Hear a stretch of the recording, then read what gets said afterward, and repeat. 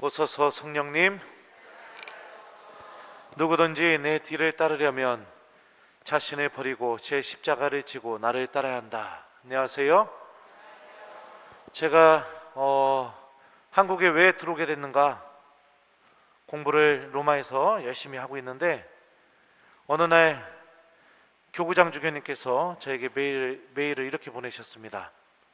사랑하는 김재덕 베드로 신부님, 모든 것을 뒤로 하고 교구로 돌아와 주십시오. 신부님께서 교구에서 하셔야 할 일이 있습니다. 주교님의 이 메일을 받고 저는 하늘이 무너지는 줄 알았습니다. 성경에 대해서는 대한민국에서 최고의 신부님이 되고 싶은 욕심 때문에 그랬습니다. 아직 더 하고 싶은 것도 많고 더 채우고 싶은 것도 많고 제 자신을 더 돋보이게 하려면 한국에 돌아갔을 때 제가 더 빛나고 더 유명해지려면 더 해야 될 게 제 욕심에는 더 많이 남아있기 때문에 그랬습니다.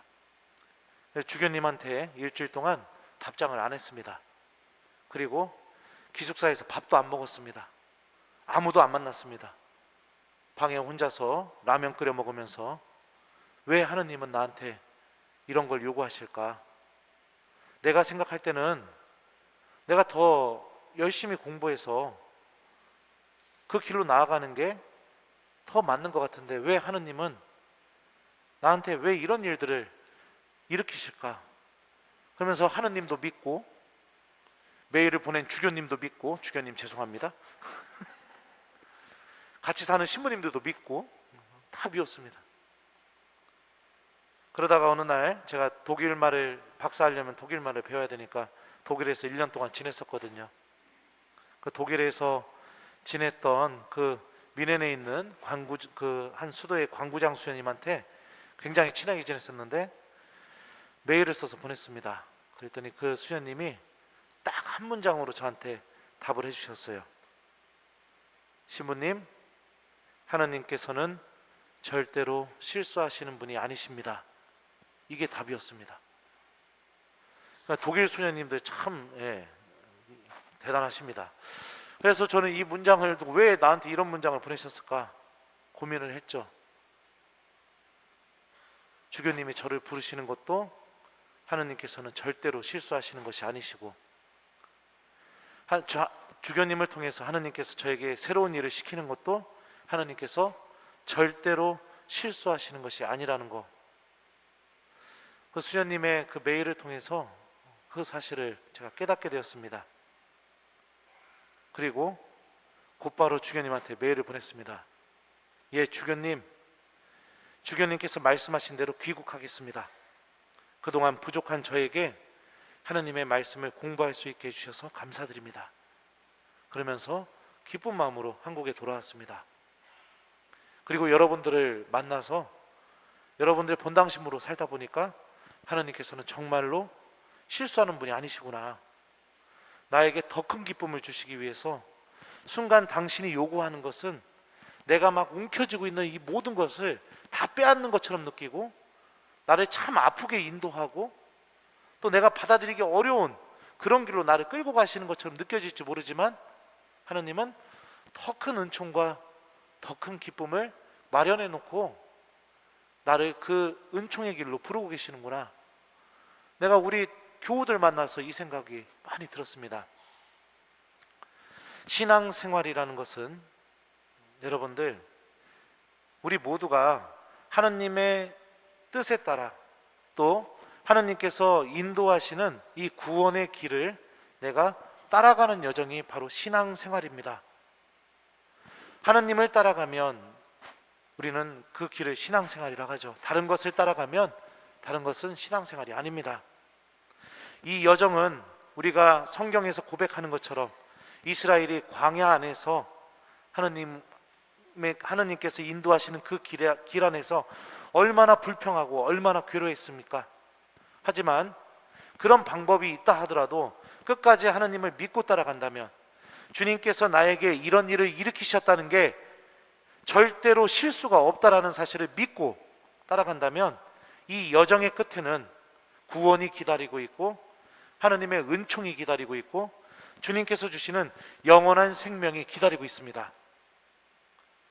오늘 예수님께서는 베드로가 당신을 그리스도라고 고백하자 당신이 어떤 그리스도이신지, 어디를 향해서 나아가시는 분이신지, 하나님은 어떤 방법을 통해서 구원을 주시는지를 명확하게 밝혀주십니다. 그건 바로 십자가죠. 그러자 베드로는 다음과 같이 행동했다고 오늘 복음은 우리에게 전합니다. 그러자 베드로가 예수님을 꼭 붙들고 반박하기 시작하였다. 자, 이 말씀 그리스어 원문을 직역하면 다음과 같이 번역됩니다. 그러자 베드로가 그분을 꼭 붙들고 그분을 꾸짖기 시작하였다. 여기서 꾸짖다의 의미로 사용된 단어는 예수님이 마귀들을 꾸짖으실 때 꾸짖다, 그 단어와 같은 단어입니다. 얼마나 이 예수님의 뜻을 강하게 거부했는지 알 수 있죠. 오늘 복음과 병행 구절인 마태오복음을 보면 마태오복음에서 베드로는 다음과 같이 예수님한테 대답했습니다. 맙소사 주님, 그런 일은 주님께 결코 일어나지 않을 것입니다. 하느님이 어떤 분이신지 명확하게 알고 있고 예수님이 그리스도라는 것도 명확하게 알고 있고 그럼에도 불구하고 베드로는 예수님이 십자가를 향해서 걸어가려고 하시자 곧바로 예수님과 완전히 맞서는 것을 선택합니다.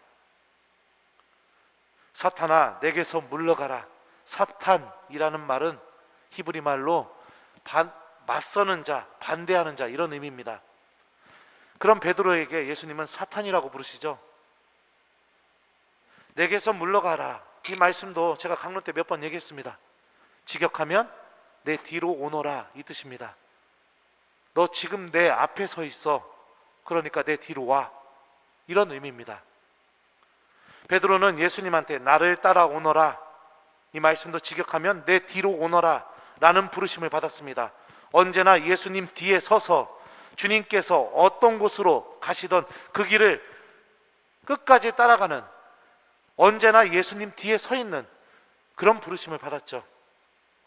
그런데 내 뜻이 하나님 뜻과 맞지 않고 내가 원하는 방법이 하나님께서 준비하신 방법과 맞지 않고 참 아프고 고통스럽고 불편하고 하나님이 그런 쪽으로 자기를 인도하게 되자 베드로는 어느새 예수님 앞에 서 있는 사람, 그래서 예수님을 자기 뜻대로 끌고 다니고 싶은 사람, 그런 사람이 돼버렸습니다.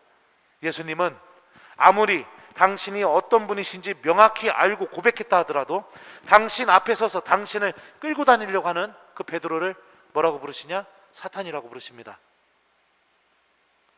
악은 이런 방법으로 우리들을 지배합니다.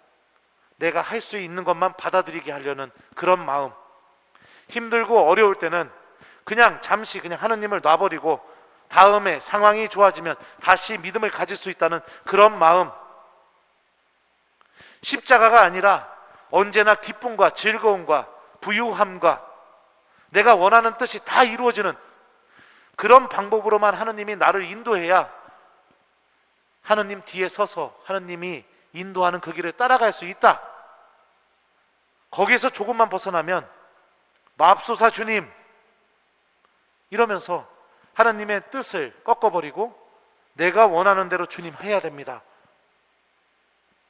이렇게 이야기하게 만드는 그런 방법으로 악은 우리들을 지배합니다.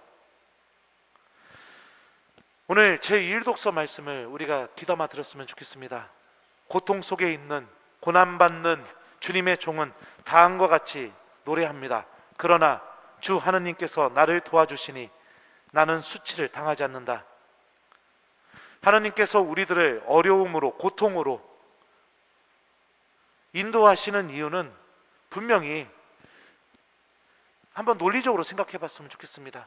그 방법이 아니고는, 나에게 주실 수 있는 은총이 그 방법이 아니고는 다른 방법이 없기 때문에 나를 그 길로 인도하시는 겁니다. 그 은총은 다른 은총이 아니라 바로 나에게만 가장 특별하게 내가 구원받는데 제일 필요한 은총을 주시려면 그 방법이 아니고는 다른 방법이 없기 때문에 나를 그쪽으로 인도하시는 거겠죠. 고통 속에서 이 고난받는 주님의 종의 노래처럼 주님께서 나를 도와주고 계시다는 믿음, 주님께서 나를 이렇게 인도하셨다면 이 인도 안에는 절대로 실수가 없다는 믿음, 그리고 분명히 이 고통스럽고 힘든 이 여정이지만 그 여정을 통해서 하나님께서는 분명히 보여주셨죠. 예수님을 통해서 부활이 기다리고 있다는 것, 죽음도 우리를 이길 수 없다는 것, 하나님이 반드시 살릴 것이라는 이 부활의 생명이 기다리고 있다는 믿음, 이 믿음을 갖고 묵묵히 주님께서 인도하시는 길을 걸어나가는 것, 말 그대로 예수님을 따라가는 삶, 이게 바로 신앙생활인 겁니다. 누구든지 내 뒤를 따르려면 자신을 버리고 십자가를 지고 나를 따라야 한다. 주님께서는 우리가 당신을 따라가기를 바라고 계십니다. 내가 힘들 때는 잠시 등 돌렸다가 내가 할 수 있을 때만 당신을 따라가는 그런 사탄이 지배하는 그런 따라감이 아니라 어떤 상황 속에서도 한결같이 주님께서 나를 도와주신다. 주님께서는 절대로 실수하지 않으신다. 주님께서는 분명히 아주 특별한 은총을 나에게 주시기 위해서 나를 이렇게 인도하신다. 이 믿음과 함께 당신이 우리를 어디로 데려가든 묵묵히 따라가는 삶, 바로 이 삶을 통해서 우리에게 구원을 주시고 우리를 당신 나라로 인도하실 것입니다. 오늘 야고보 사도는 우리에게 다음과 같이 말하죠. 이와 마찬가지로 믿음의 실천이 없으면 그러한 믿음은 죽은 것입니다. 우리의 믿음이 살아있는 믿음이라는 것을 여러분들 살아있는 믿음이 될 수 있게 오늘 이 순간부터 예수님을 따르는 이 생명의 말씀을 우리 모두가 실천하는 신앙인이 되보면 좋을 것 같습니다. 신앙을 지키기 참 어려운 시기입니다. 세상은 우리에게 미사에 가지 말라고 속삭입니다. 만나지도 말라고 속삭입니다. 다음에 상황이 좋아지면 얼마든지 미사에 갈 수도 있고 얼마든지 봉사할 수도 있고 얼마든지 기도할 수 있다고 우리 마음속에 속삭입니다. 그러니 잠시 상황이 좋지 않으니 잠시 하느님을 잊어도 된다고 그렇게 우리 마음속에 속삭이고 있죠. 하지만 오늘 복음에서 예수님께서는 분명히 우리에게 알려주고 계십니다. 주님께서는 어떤 상황 속에서도 하느님의 뜻을 향해서 우리들을 인도하고 계시고 내가 그런 하느님의 뜻에 맞서고 반대하고 등을 돌리는 것은 신앙인의 자세가 아니라 바로 악의 자세, 사탄 안에서 나오는 그런 선택이고 마음이라는 것을 우리에게 알려주고 있죠.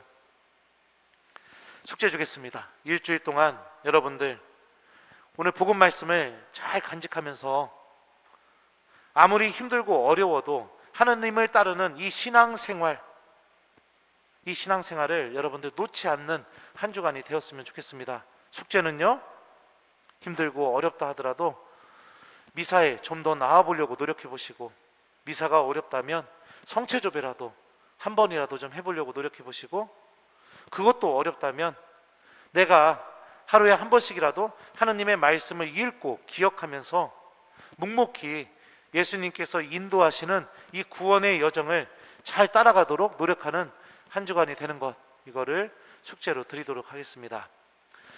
누구든지 내 뒤를 따르려면 자신을 버리고 제 십자가를 지고 나를 따라야 한다. 아멘.